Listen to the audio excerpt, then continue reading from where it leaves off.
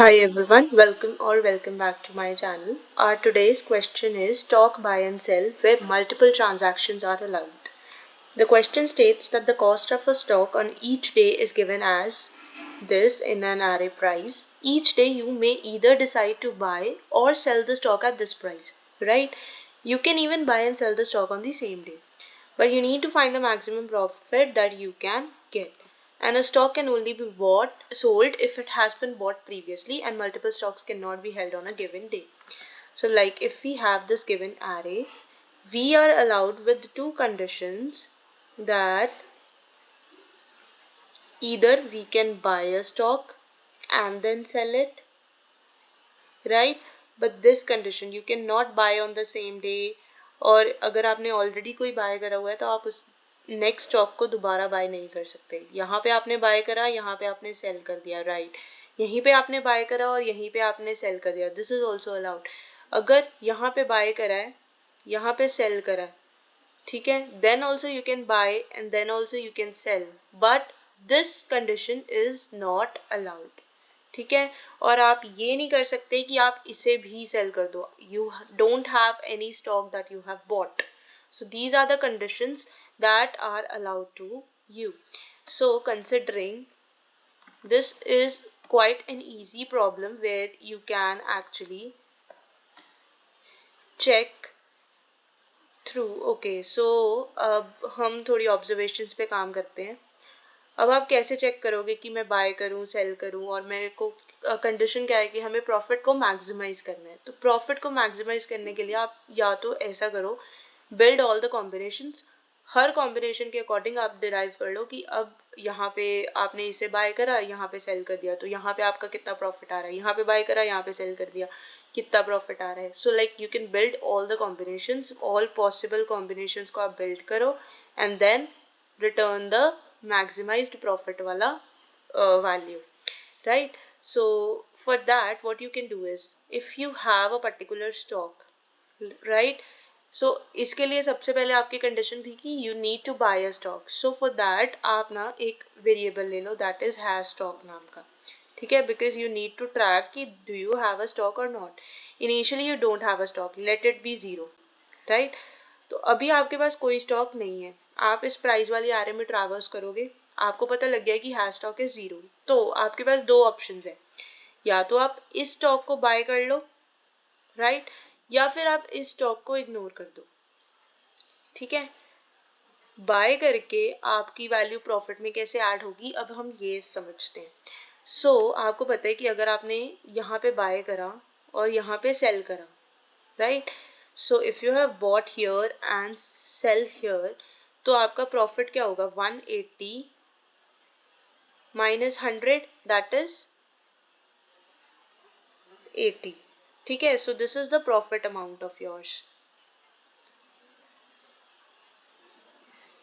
तो अगर आपने बाय करा है तो क्या हम इसे ऐसे लिख सकते हैं, 180 प्लस माइनस ऑफ 100, राइट?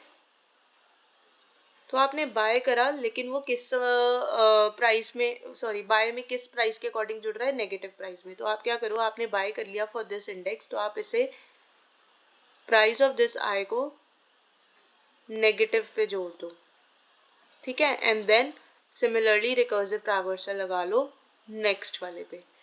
ठीक है, अब आपने बाय कर लिया, तो आपका लेट्स से सॉल्व फंक्शन था. सॉल्व फंक्शंस में आपके पैरामीटर होंगे ये एक प्राइजेस की array. This has stock. Now has stock was earlier 0. You don't have a stock. Then only आपके पास अगर कोई स्टॉक नहीं था तभी आपने बाय करा ना, तो अब आपने बाय कर लिया, तो has stock की वैल्यू क्या हो गई, 1, because you have a stock. Sorry, this should be a comma and then your index. So next recursive traversal will start from this next index, right?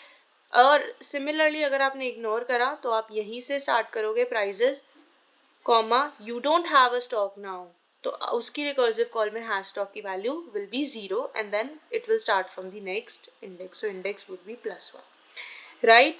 बस that was the case. Sorry, here it will be negative, it will not be positive, this will be negative, price would be added as negative, right? Similarly अगर आपने stock को cell करना है, cell करा तो profit क्या हो जाएगा, प्लस में ऐड हो जाएगा, so this prices will be added as 180 to the maximum profits, right. So इसे आप ऐसे ऐड कर दोगे, सेल करा तो सेल कर दिया, now you don't have a stock, तो उसकी वैल्यू 0 हो जाएगी, ठीक है। So this was the only conditions that you need to specify, like for each price you have either two options, either you can buy or sell, or you can either you can buy or ignore that stock, that is skip, or either you can sell or ignore that stock, right? And then what you will do is you will calculate the profit at in each the case. So buy में profit negative में add होगा, sell में profit positive add होगा, right? Because of this conditions I have explained you earlier, right? Okay, let me increase the thickness, right? So then let's move to the code. So if the index is greater than, like, let's start, n is this, हमने एक DPRA create करी है memoization के लिए, because there will be so many combinations that are repeating, ठीक है। तो 2 size की DPRA होगी, जिसमें एक होगा by index आपका, और एक होगा if you have a stock or not, right? So initially आपने कहा 0 index पे start करा, you don't have a stock, अब you don't have a stock तो आप else condition में जाओगे, आपने buy करा, negative में start करा, ठीक है। now you have a stock तो आप उसने true pass कर दिया, right, parameters में ignore करा, और इन दोनों में से जो भी आपको maximum profit है वो आपने store कर लिया in the DP, right? Similarly if you have a stock, either you can sell or you can ignore, right? So positive में वो price add होगा, and then you will traverse for the next array. Thank you. Consider subscribing the channel too for more such videos.